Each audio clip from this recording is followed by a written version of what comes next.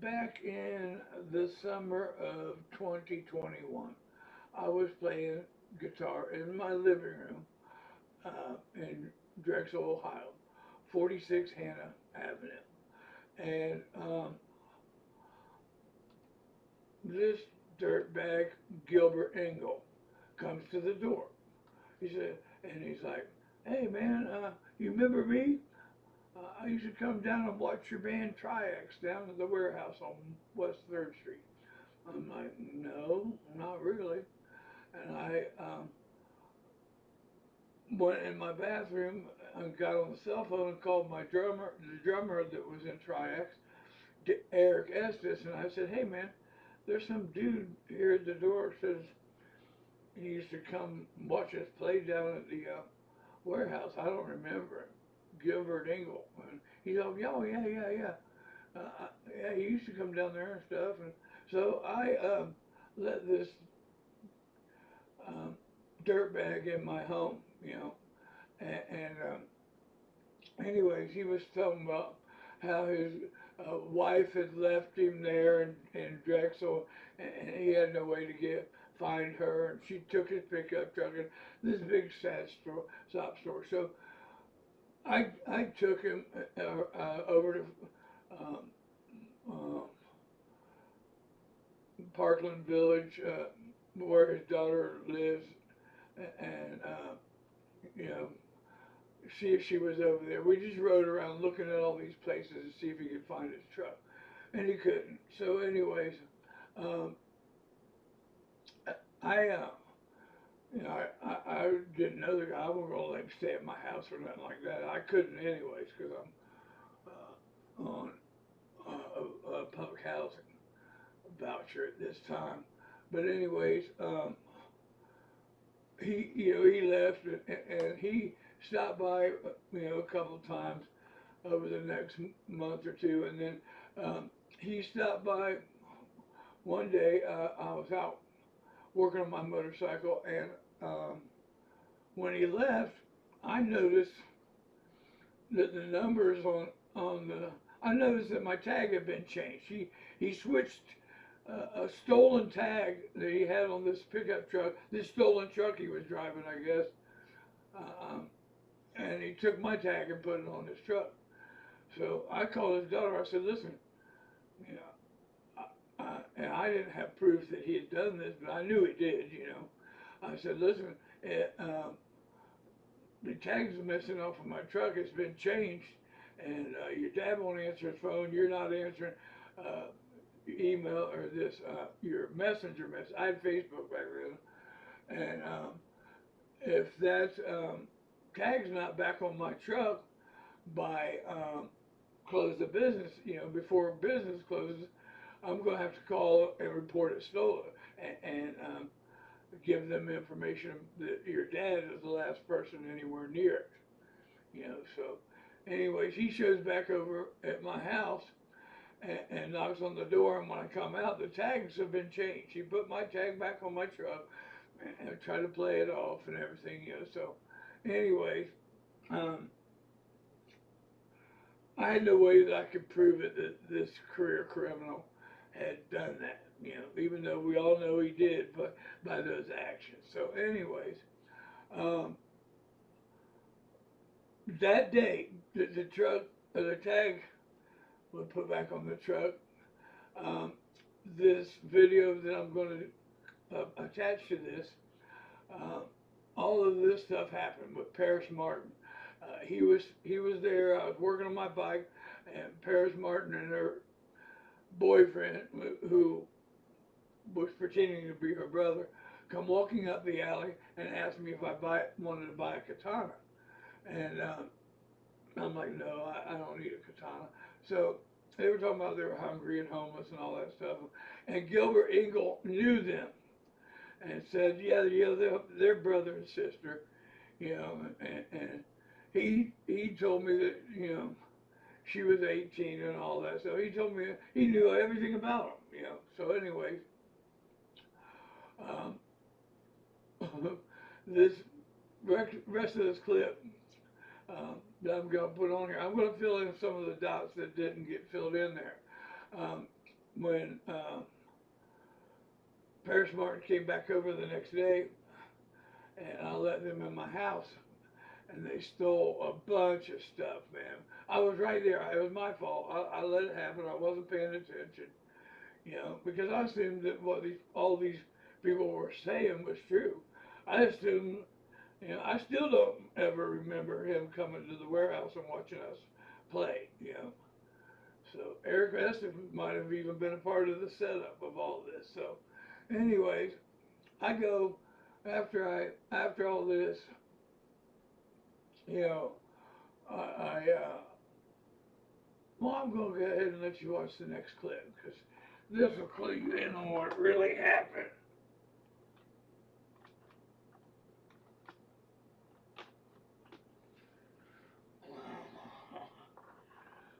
This is just a little clue of what's going on. This is how this put me on the path to discovering the Office of Strategic Initiatives. About 3 Facebook accounts ago, I was outside at my house working on my motorcycle, and this young couple walked up in the alley there and asked me if I wanted to buy a katana.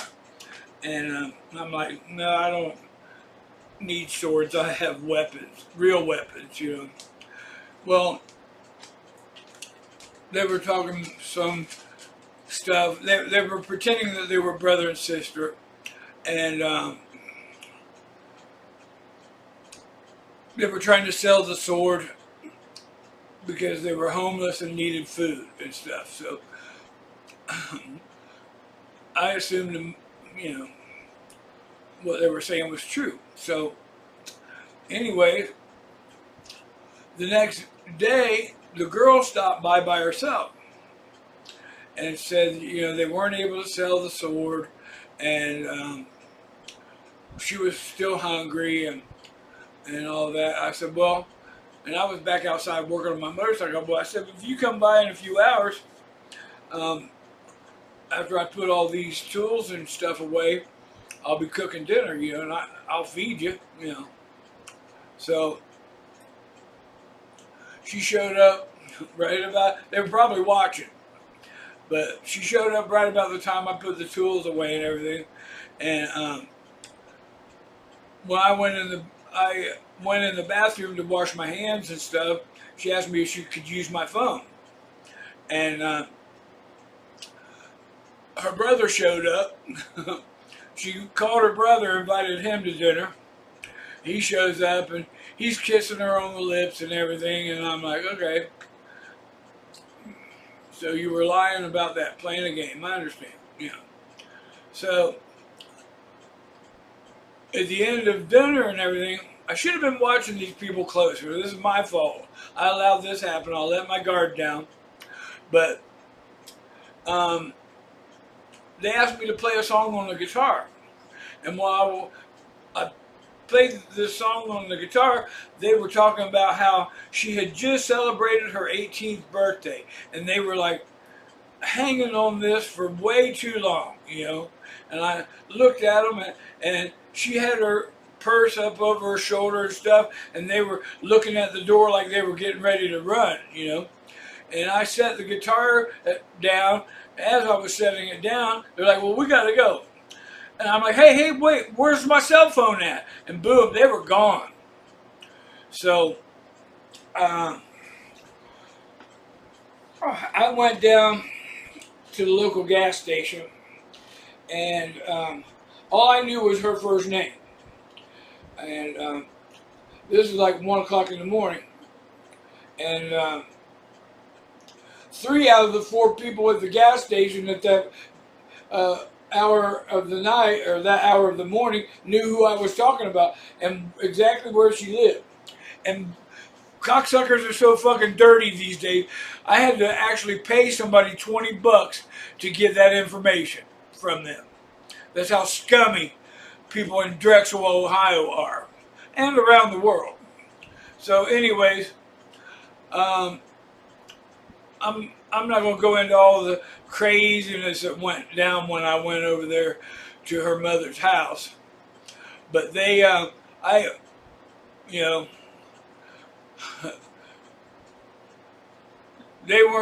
she wasn't gonna come out.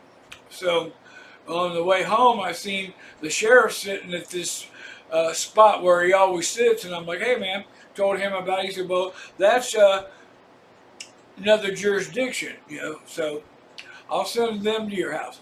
So the cop comes to my house, and he's going through all this shit.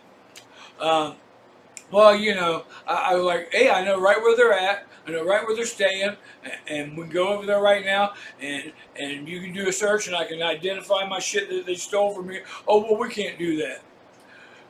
And besides that, we know where they're staying. We know what her and her boyfriend are up to, and we know that her parents have been trafficking her for sex.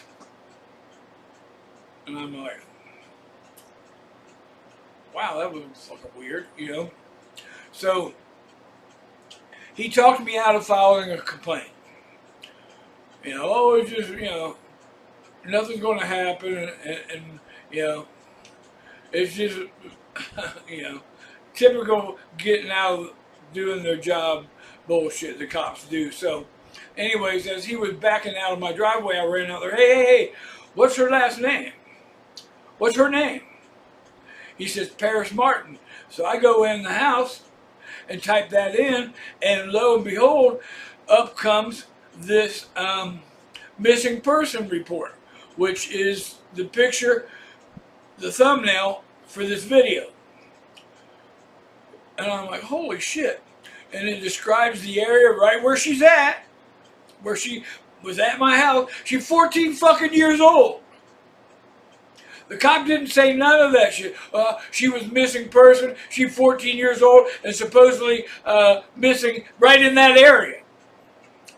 So I went on their Facebook page and said all that shit, and they fucking, oh man, they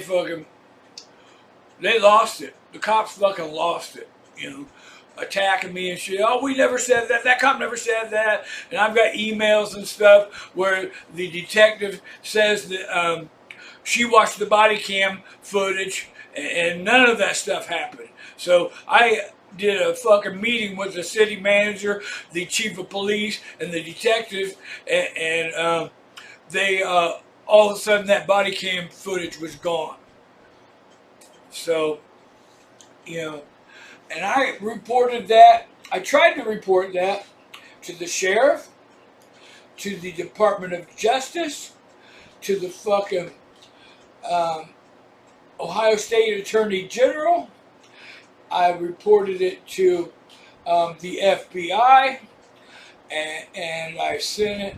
I gave it to Linwood and Sidney Powell. I posted it on the Office of 45, and I posted it everywhere that Donald Trump and Donald Jr. could see it. And Devin Nunes and all his supporters know damn well what I'm talking about, okay?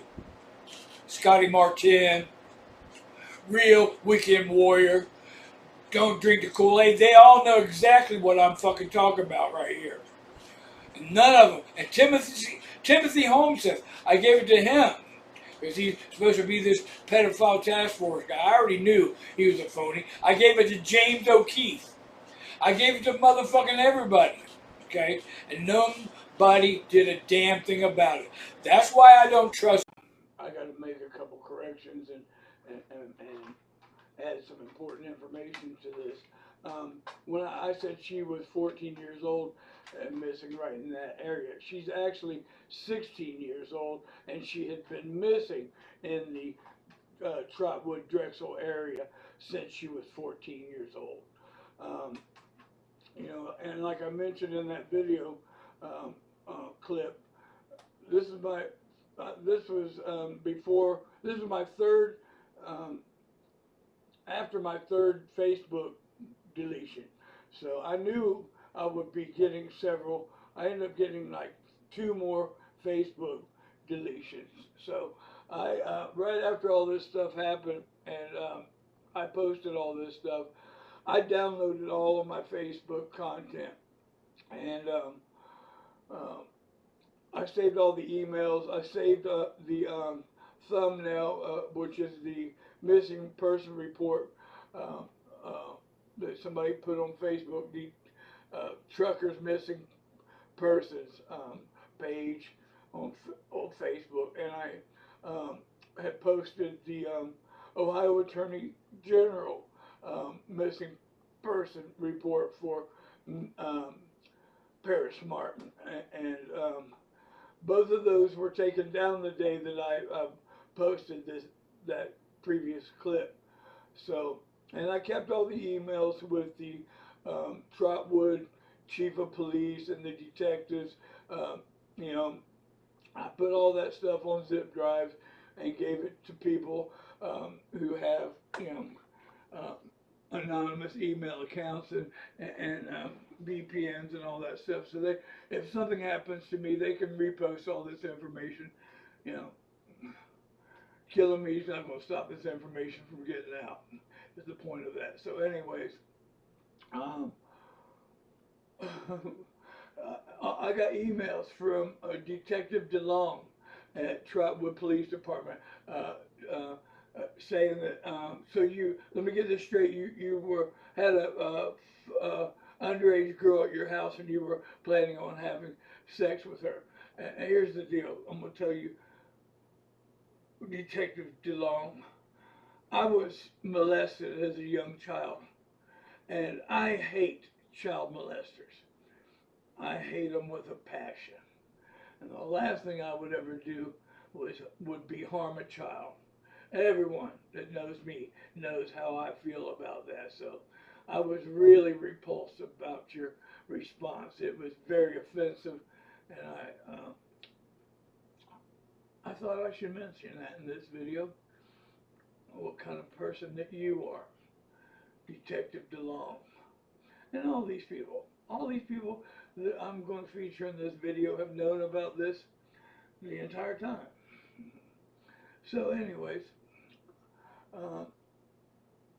all those emails and all this information is saved on zip drives in the custody of people who can get this information out there anonymously. It's coming out.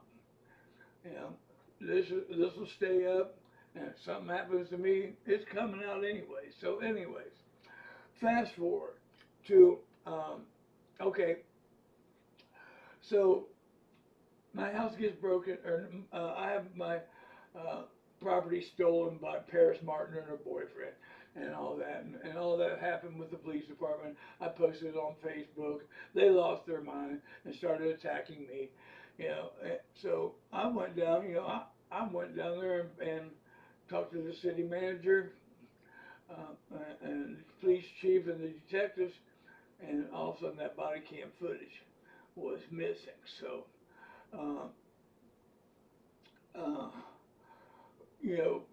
Gilbert Engel, and right after that, Gilbert Engel came back around the house there. He's like, "Oh my God,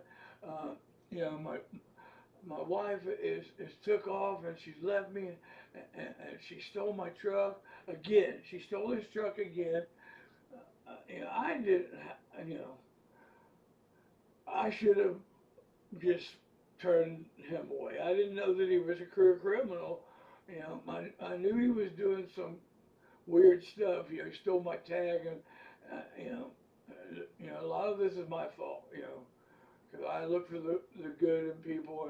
And anyways, I was helping Gilbert out a little bit because he was homeless. And supposedly, I never let him stay at my house. He never had a key to my house or anything like that. I did let him sleep on the floor a couple of times. But, I was returning a lawnmower to a friend of mine, to Walter Minier. I repaired this lawnmower for him, and Eric Estes was over painting one of Walter's property. So I asked Gilbert if he wanted to ride with me to return the lawnmower. It's like 3 o'clock in the afternoon. So he said he had something to do. I ride over, drop off the lawnmower over on Detroit Street, and all of a sudden Gilbert shows up over there, and he gets dropped off in this little silver car. Anyways, it was really weird. So when we get back to my house has been broken into. I've been gone like less than an hour. In the middle of the afternoon, my home had been burglarized, and these 2 guitars right here were missing. That one on the left is a Washburn Dixie Rebel. It's number 47 of 48 that were manufactured. It's irreplaceable. It's you know, it's valued at somewhere between $3,500 to $6,000, depending on, you know, I don't know what it is now, but this was it when it was stolen, you know. And this is a $1,000 guitar, this Dean Lightning. So anyways, you know, I knew it was Gilbert, but I didn't, you know. I kind of thought it might have been Eric Estes' brother, Clayton Estes, because when I went over to Paris Martin's house, I didn't even recognize him when I was over there. I mean, I used to change Clayton's diapers when he was a baby, and now he's 6 foot some tall, and he's over at Paris Martin's mother's house, and he's saying he's her brother too. I didn't know that when I went over there that night, but anyways, I knew that I had to keep Gilbert Engel close to me if I was going to try to find out where these guitars went, and that was, you know, that never worked out either. So, you know, Gilbert was turns out he was he disappeared, you know, and he was on the run. He'd been on the run for about a little over a year when he was found and arrested and was in the county jail.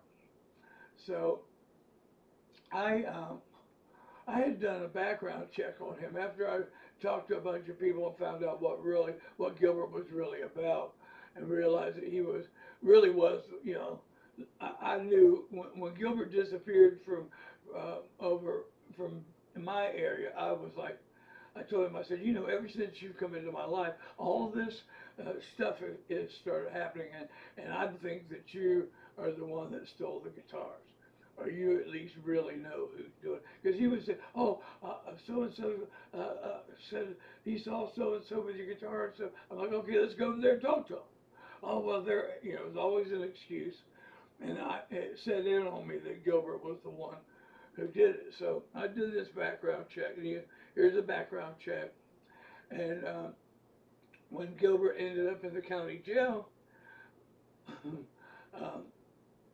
you know, at this time, there's the date, October 17, 2022, is when he finally got caught. He'd been on the run. He'd been failing to report to probation for you know, for a long time. So when he finally got in jail, this right here is a letter I sent to County Commissioner Lieberman. And let's see, is this it? Yeah, this is the one to County Commissioner Lieberman. I spoke with a probation officer about him being a Kentucky resident, and she said she knew nothing about that. When I asked her why she didn't know that, and she said, why should I asked Carlos, the adult probation, Carlos Walker, the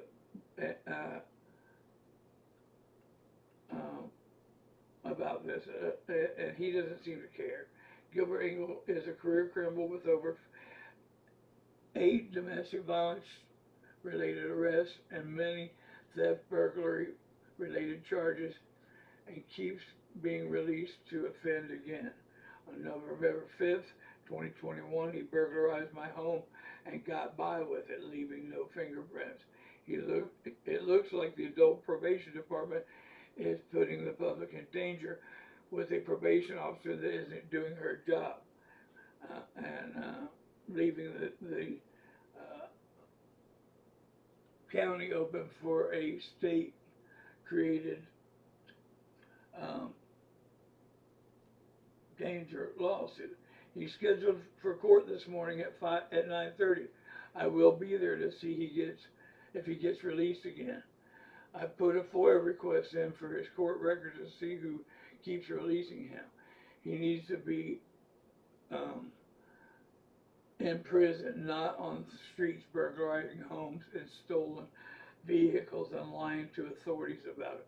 Missing court dates, costing the taxpayers tens of thousands of dollars to track him down, only to repeat the cycle over and over again.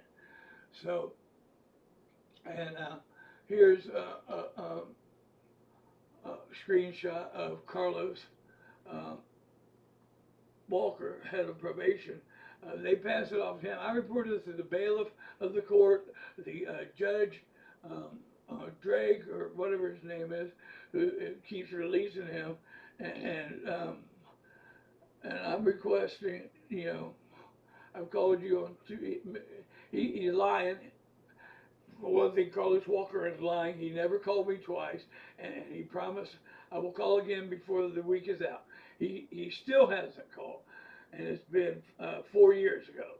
Okay, so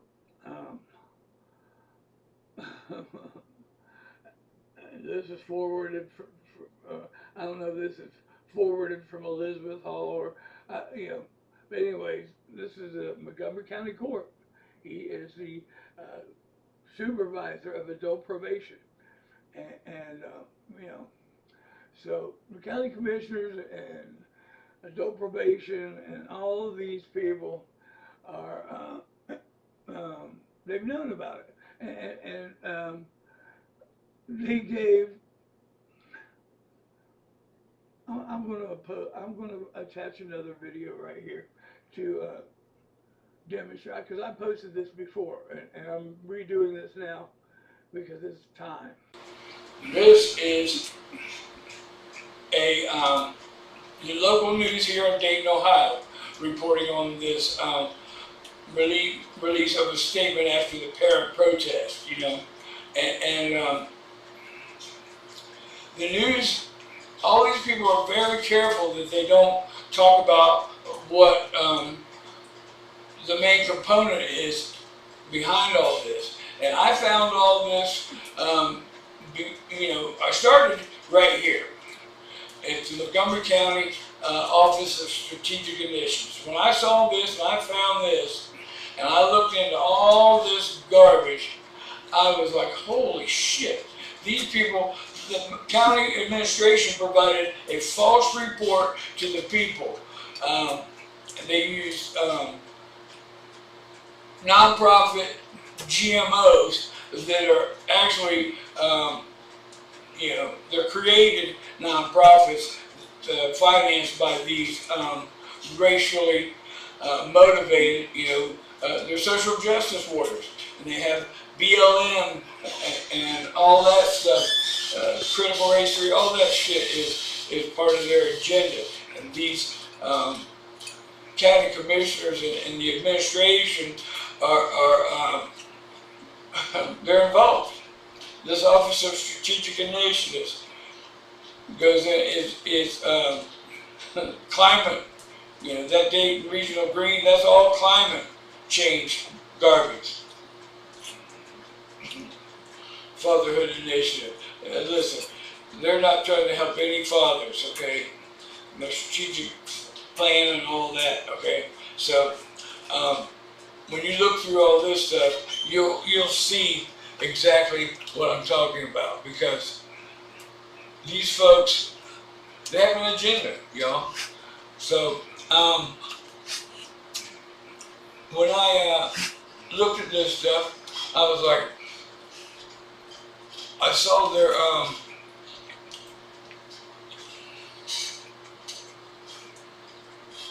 these pictures, man. It's crazy. Um, well, I'm gonna bring this up for you real quick. And when you see these pictures, you'll see what I'm talking about. All right. Let me see where we're at here. All right.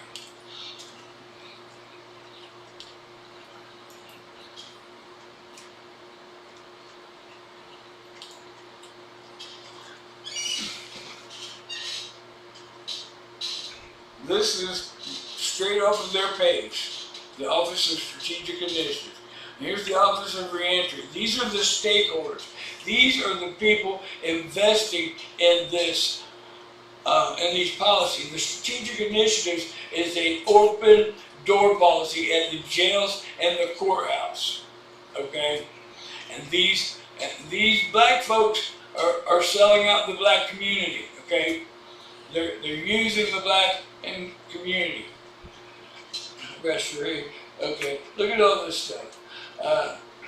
We value cultivating compassion, kindness, and understanding to create a caring environment.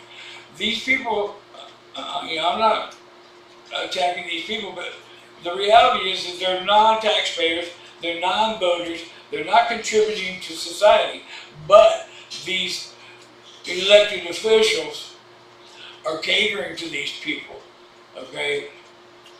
And here's the note, here's how they feel about the community people, okay? Here we go. Inclusion, read this stuff. We invite agencies, organizations, community partners, advocates seeking to provide services to returning citizens and their families. Contact us today. We value creating a welcoming space that is non-judgmental and where everyone is respected, feels engaged and motivated, and their contributions are valued. We value dedication to finding solutions to effective reentry and restoration of returning citizens. We value.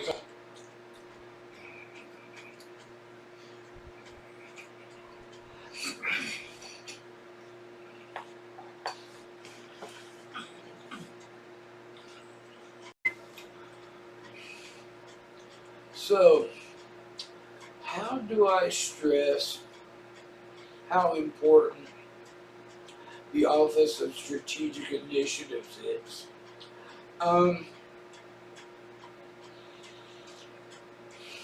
This is going to be a tough one for me.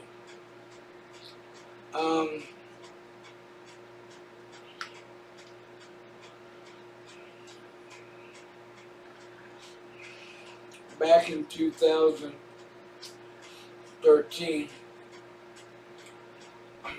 at Christmas time, my oldest son, who was a grade A student, I mean, he was a good boy, you know, and he was working at Tiger Direct, which is an electronics store down in Florida, that he was doing that to help pay for his way to college, you know, pay for his personal stuff. The school and transportation, all that stuff was taken care of. He was such a good boy. He bought a bicycle so he could ride it back and forth to work, so he didn't have to spend his money on gasoline. I mean, he was a good kid, y'all. And right before Christmas, he didn't come home from work. I mean, he always came home. I mean, I can't tell you how many times, enough times to explain how good of a kid he was. But anyways, he didn't come home. Never called, nothing. For 3 days.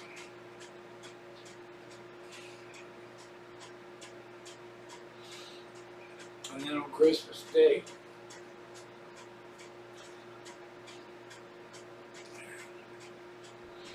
we found him in the park by the house. and he'd been stabbed to death, laying in the park next to his bicycle.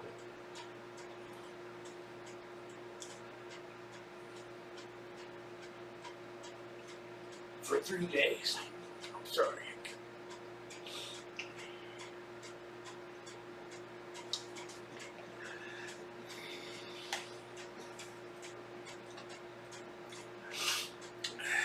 Imagine yourself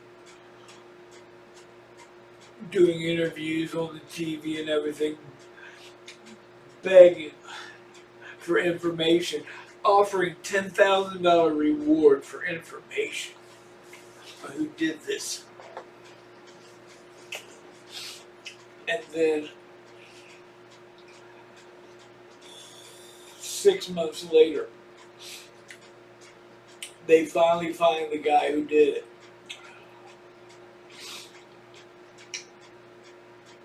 And he was a 15-year-old black monster in jail for his 6th felony cocaine possession charge, bragging to the other inmates about this fucking cracker that he stabbed up because his parents were giving him a hard time about buying him something for Christmas.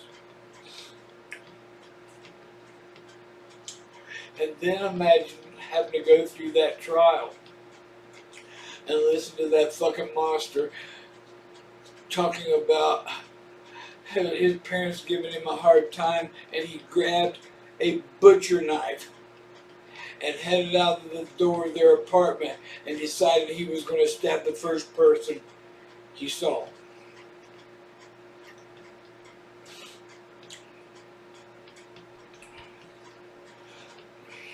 And I'm going to tell you right now how ridiculous racism is. Because if there was any such thing as a person who has a right to be a racist, I think that I qualify. But racism is just, it would be this ridiculous if I blamed the entire race for my son's death. I mean, you see how fucking ludicrous that is? That's fucking mentally retardation by choice.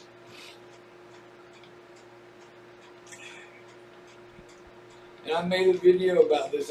When I discovered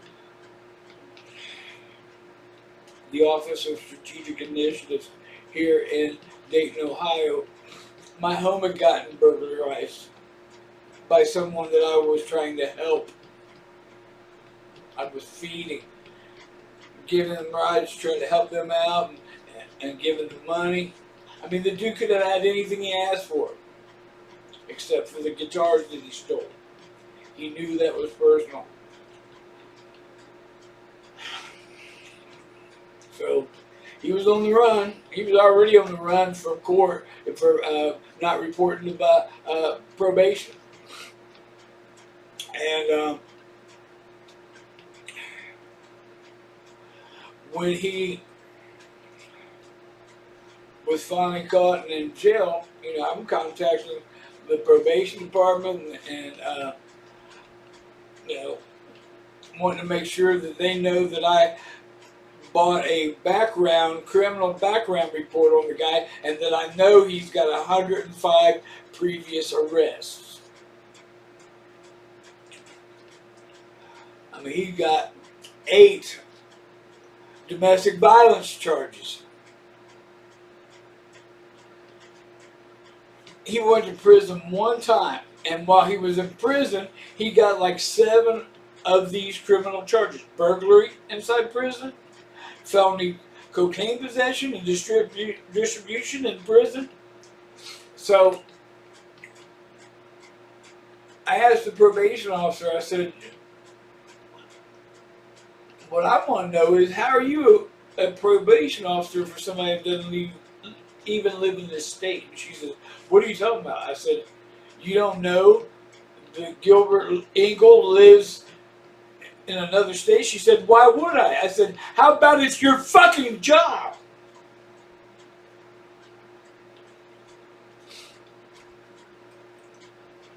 I contacted the court, the supervisor, the county commission, the administration. I'm like, how in the fuck does this probation officer done? You know, I want to know that she's disciplined for this stuff. But she's getting paid. She's drawing a paycheck to do nothing. This career criminal's out breaking into my fucking house because she ain't doing her goddamn job. I got the email. I can make that the thumbnail. Yeah, I'll make that the thumbnail. When I inquired to the court, to the bailiff, and I wanted to know that that the law was followed on the reprimand for that probation officer, because essentially what she's doing, she's providing a false report to the court, and that's putting him back on the doorstep at my house and your house. So they kept saying, oh yeah, they put the supervisor of probation on there instead of them handling it, and it's their job, okay? So, yeah, oh yeah, I'll call you, yeah, okay. I still waiting on that call. No more. 2 years. So, long story short, they gave that motherfucker 30 days in drug treatment. How in the fuck does a career criminal with drug possession charges and distribution inside of the state penitentiary get 30 days drug treatment? The Office of Strategic Initiatives. That's how. You better do that search and see how it's going on in your area. You gotta be really careful when you're doing that shit and get it right, or you'll be fucked up. But anyways, I'm sorry about my language. I just get really excited about this shit. Because one of the guitars that piece of shit stole from me is a $7,000 guitar. It's irreplaceable. They made 48 of them. And he knew that.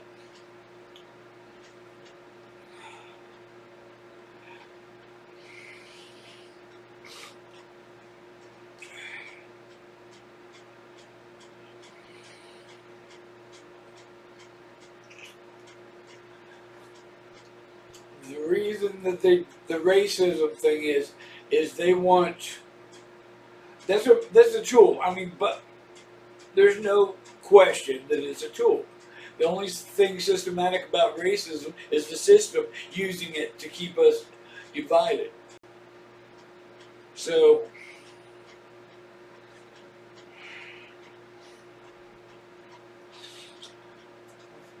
when I stumbled onto it at the county, that's how I found the NIH stuff, because I have been looking at that for about a year, over a year. And when I was looking at it, I'm like, shit, I didn't see it. I didn't even live here when they passed it, you know. Well, I have been just moving up here. And they collaborated, I should say they colluded with these nonprofits, okay? These nonprofits are racially motivated nonprofits that are financed by these corporate entities, okay? That's how the fraud works in the court, okay? So they got together with the sheriff and the county commission and the administration and these racists and provided a false report to the people. And their policy is based on there was too many black folks getting arrested for getting caught with the joint. So they had to tie the police officers' hands so they didn't even talk to them anymore. Does that make any sense to you? And they lied to everybody, okay? And they provided this report, how it was going to save everybody money and all that shit. But let me tell you something. When Dayton, Ohio stays in the top 10 and hits the top 5 twice for being the highest state in the nation, I mean the highest city in the nation for murder, what kind of price do they put on human life? Zero. They value your life at nothing, no matter what color you are. Black people, you need to wake up. You minorities need to wake up to how you're being used. White privilege is a myth. That's something that they created. Okay, we had a right to go to work and pay our fucking taxes or go to jail like y'all. You know, and you guys cannot deny that if you weren't committing so many fucking crimes, you wouldn't have so much. You wouldn't have the higher population uh, um, percentage in the prisons. You know, and I'm not going to say that policing doesn't have something to do with that. Okay, but I mean, two of them go together. If you weren't committing crimes, you couldn't get busted. It's not like they're setting you up and putting you in prison, which they do that to everybody. But you got to be honest with yourself here. These career politician criminals are catering to the other criminals, which aren't taxpayers. They're not. They're not adding anything to the community except for death and destruction and theft. And we pay for that in gasoline prices and every product we buy. The insurance goes up and everything. Who's going to eat that? The fucking corporations? You haven't been paying attention, have you? And listen, this is going to be my last instructional video for a while because, you know, 1 or 2 likes and 1 or 2 reposts ain't worth my fucking time. And especially when people want to attack me, call me a fag and a commie, all kinds of fucking shit. Not to my face, of course. But, you know, if you're not looking at the, you know, following any of the instructions, look at this stuff and find out what's going on. I know you're not because nobody's coming back saying, wow, man, I saw that, you know. Yeah, I already know. I'm not going to waste my time. Listen, my shit is fucking top notch. It's better than what you're getting from any news source you're paying attention to. I promise you that. And all these fuckers that come at me, ain't none of them got a receipt in their fucking pocket. And every one of the things that I share has receipts all over it. By the way, the new black girlfriend I was going to introduce to everybody, she's beautiful. Look at her. Fuck yeah. My instruments are my family. You steal one of them, it's like kidnapping one of my fucking children. I'm not prejudiced. Everyone that lives in it, I'm the only white guy here, y'all. The only one. And these folks tried that racism bullshit when I first got here, you know, and they're like, I mean, I kill it with kindness. How am I gonna be a racist when I'm bringing you food? Somebody's shit got stolen out of the car, and they're trying to blame me, and then the people who were blaming me are like, hey, can you let me in? Could you call, you know, I'm like, pulled the key out to their apartment right out of my pocket. I got the master keys. And their mouth hit the fucking sidewalk when I opened the door. Yeah, if I wanted your shit, I could take it all, motherfuckers. I ain't living like that.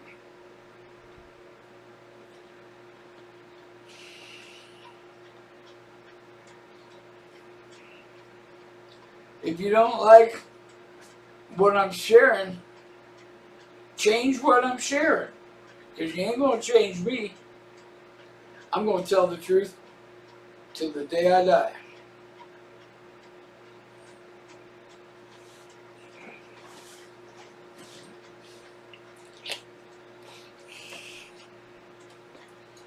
If you don't like that, kiss my ass.